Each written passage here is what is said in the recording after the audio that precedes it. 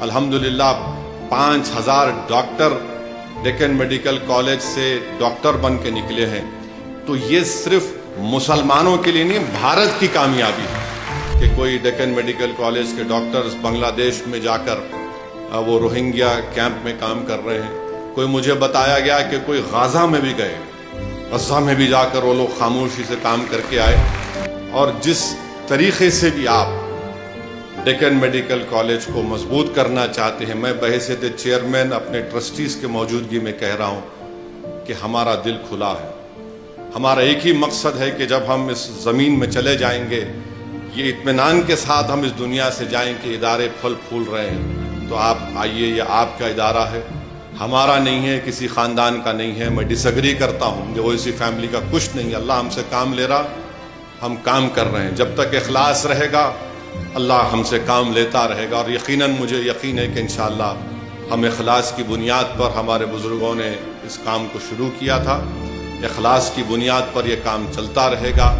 اور ہم نے مجلس نے جو کام کیا ہے نا، ہم آپ کو ووٹر نہیں رکھے، ہم آپ کو سٹیزن ود رائٹس بنائے۔ ووٹر وہ ہوتا ہے جو صرف ووٹ ڈال کے گھر میں سو جاتا، ہم آپ کو سٹیزن ود رائٹس بنائے۔ یہ مرحوم قائد کی بہت بڑی کامیابی ہے۔ الحمدللہ 5000 ڈاکٹر ڈیکن میڈیکل کالج سے ڈاکٹر بن کے نکلے ہیں، تو یہ صرف مسلمانوں کے لیے نہیں، بھارت کی کامیابی ہے۔ اگر 5000 ڈاکٹر نہیں ہوتے تو آپ بتائیے کیا حال ہوتا۔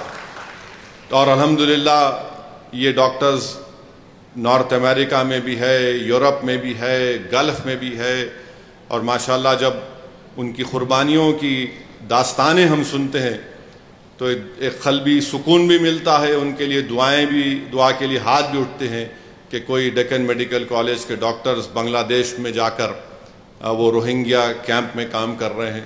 کوئی مجھے بتایا گیا کہ کوئی غزہ میں بھی گئے، غزہ میں بھی جا کر وہ لوگ خاموشی سے کام کر کے آئے۔ میں معافی چاہتا ہوں، میں یہ بول رہا ہوں، مگر مجھ سے کہا گیا تھا کہ آپ ذکر مت کریے، میں ان کا نام نہیں لینا چاہتا۔ وہ غزہ میں بھی گئے، وہاں پر بھی کام کیے، اور کام کیسا کیے کہ ان کی فیملی ان کو بول رہی واپس آ جاؤ۔ وہ وہاں پر بولے 8 دن کے لیے جا رہا ہوں، پھر اس کو بڑھاتے مہینہ 2 مہینہ روک وہاں پر ہے۔ بہرحال ایک جذبہ ہے، اور آپ تمام کو مبارکباد، اور ہمارے اکبر الدین اویسی صاحب کو بھی مبارکباد، اور آپ تمام کو انشاءاللہ تعالی اللہ ہم سے یہ نیک کام لے رہا ہے، اور انشاءاللہ تعالی یہ نیک کام آگے بڑھتا رہے گا۔ اور آپ جتنے ہمارے لوگ جو باہر ہیں، میری آپ سے ایک گزارش ہے کہ آپ دعا بھی کریے آپ کے اس کالج کے لیے، اور جس طریقے سے بھی آپ ڈیکن میڈیکل کالج کو مضبوط کرنا چاہتے ہیں، میں بحیثیت چیئرمین اپنے ٹرسٹیز کے موجودگی میں کہہ رہا ہوں کہ ہمارا دل کھلا ہے۔